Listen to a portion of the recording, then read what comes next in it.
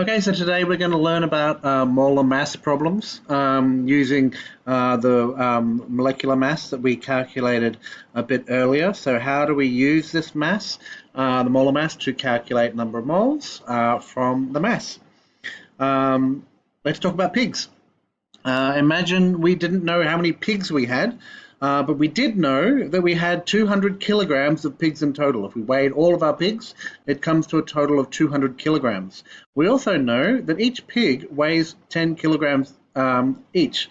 We could then calculate the number of pigs we have. We could take 200 kilograms, we could divide that by 10, and we would know we have 20 pigs. Following me? Good. Mole problems. We don't know how many mole of sodium chloride we have. We do know that we have 200.0 grams of sodium chloride.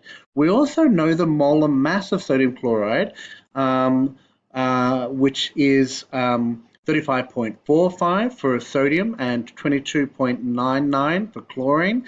Adding those together, we have 58.44 grams per mole. This is basically the same as the weight per pig.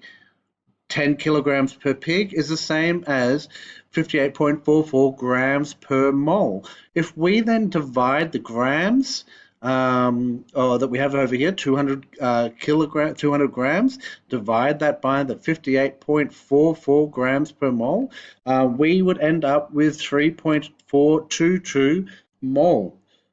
In this way, we can convert the number of a mass into the number of mole.